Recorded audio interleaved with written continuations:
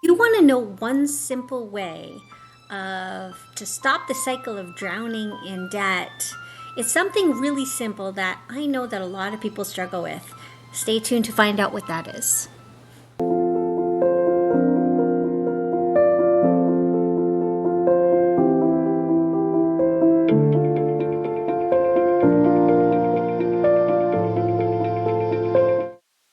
So the word budget is almost like a curse word for some people. I feel like a lot of people make the excuse that budgeting makes them feel like they're not living life. It feels like it's a jail. It feels like you're sacrificing. But budgeting is really just the idea that you're planning. Okay. I think a lot of people can relate to budgeting in some form or fashion. For instance, if you were getting married and you were planning a wedding, hopefully, there was a budget that you were working with because either you don't have the resources from family members to help with paying for your wedding, you have very limited means on your credit card. There are certain things that you had to really watch, right? Like you're not going to spend this kind of money on invitations, you'd rather make them. Or you don't really care for special tablecloths in your reception area if it means that you're going to pay an extra $1 or $2 more. Things like that, right? That's budgeting. Except more people are likely to budget for something like that or budgeting for a vacation, right? You do all the research to find out how much would I need to save so that I can tour Italy for a good solid 2 weeks and not worry about it. You do the research to find out how much it would cost to eat, to sleep, to tour, to fly there, to fly back, right? And you think about that and you save for it. How are we so conditioned to think that's okay, right? That's important, but for the rest of our lives, we're just going to spend money willy nilly. It should be the opposite. In fact, they're together, right? When you budget for an event in your life, you're budgeting for your life because the event is part of your life. So you need to get your head wrapped around the fact that if you want to ever feel peace of mind that you're not drowning in debt, it really comes down to knowing where your money is going. And I have one simple way of doing it to attack both. To attack the fact that you're going to get your debts paid, but also getting into another habit of incorporating that into a budget. Now, there are different types of budget methods. One very popular, the 50-30-20 rule, where 50% of your after tax income goes to needs, right? Like food, shelter, water. 30% goes to wants, things that you don't necessarily need. And then 20% of that after tax income goes to savings. Now, some of you guys have a really good opportunity to take advantage, especially if you're employed, to take advantage of employer led programs like a matching program, whether it's in an RSP or a tax-free savings account, at least here in Canada. And I'm sure there are certain things like that in the US as well.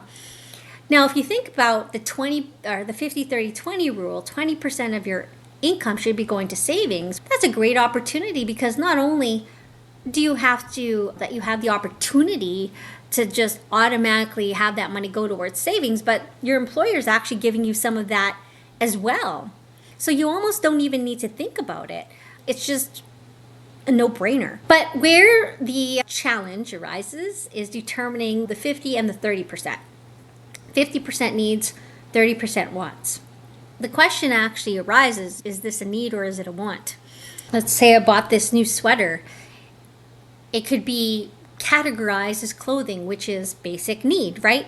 But how many sweaters do I have? I don't actually need this sweater because I have many sweaters in my closet. Now, somebody might think, what? I don't have this particular sweater. It has the word E-Town on it, right? But do you need to feel clothed in something that says E-Town? Or do you just need to be clothed? And this is where people muddy the waters when it comes to needs and wants, right? But if you stuck to this rule where, okay, 50% goes to groceries, it goes to utilities, it goes to rent or mortgage, your housing costs, goes to your car insurance and your home insurance and your life insurance, then 30% starts to seem a little bit less. And I think that's where people have a problem. They have a problem with that 30% that they want. So where do they take from? Because you can't take from that 50%. There's some cases people overspend in that need category for sure. They could do a little bit more homework, but they take from the 20%, right? Because the savings is good, and yeah, I know I have to save, but eventually I'll be able to catch up. But they never do, right? Because they're drowning in debt. And don't even get me started on where debt falls into play. Because debt is already construed as something that you need. So many people think they need their credit card. I don't know how many people say, I can't get rid of my credit card. I need it. Why? It's like, I need it to book a hotel room or rent a car. How often do you do that? Well, you need a credit card to do a lot of things. Understandably, yes, you do. But a lot of the things that you need a credit card for does not mean you need to spend money, okay?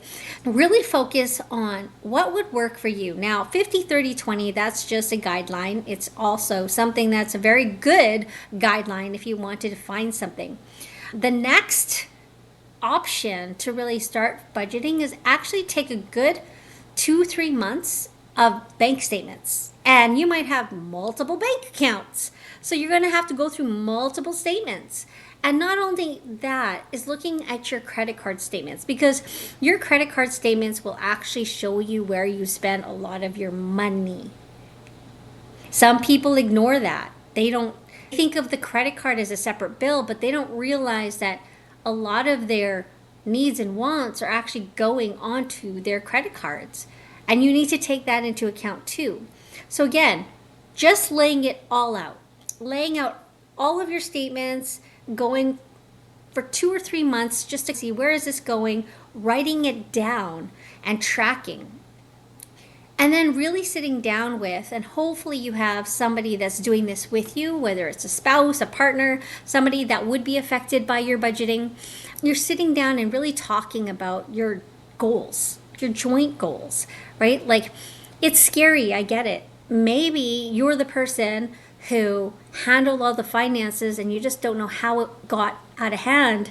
A lot of the overwhelm and anxiety comes from not wanting to say, oops, I screwed up, and not wanting to show you screwed up. So what you do is you just hide from it, and you hide from it, and it just gets bigger and bigger. The problem gets bigger, nothing's getting fixed, and the person who's not handling the finances is wondering, are we okay? So I went on a tangent, obviously, and really at the end of the day, it's coming up with something that you feel comfortable doing and that you're more likely to do. But it really has to happen. A budget, a cash flow analysis. Let's put it this way. If your friend opened up their own business, okay, and they were looking for investors so that they can continue to grow this new business, would you just blindly lend them $100,000? Or would you like to know a little bit about where they see their business going? Would you like to see numbers? Whether you understood them or not, would you not a little bit more of a backup plan to find out if throwing $100,000 to this business made sense for you? Of course you would. You would want to see net worth statements or forecasted budgets, forecasted profitability in order to invest in this company. Think about your life being like a business. You have income coming in, you have expenses going out. If you're always spending more, if your expenses are always higher than your income, you're going to go bankrupt really fast. Nobody would want to invest in that company, right? So for you, if we were to look at a personal point of view, if you're spending more than you're bringing in, eventually you're going to go bankrupt. Okay? You can't continue to apply for other credit cards to hide this credit card, or apply for loans to hide this credit card. You can't sell all those things that you never opened in your garage or in your attic or in your closet. It's never going to be the same. You have to do something. And the good start is just to find out how you got there in the first place and then moving forward. Now, if you're still thinking, I don't want to do this, can you do this for me? Obviously, reach out to me. Let me know how I can help. Because this is the kind of thing that if you're not comfortable doing, it doesn't give you that out to not do it. Have someone help you out. If you wanted to take a look at your own personal situation, we can have budgeting included there, a debt freedom date included there, how we can start putting money into savings, 50, 30, 20. Reach out because I can help you with that. I got you all. Have an awesome day.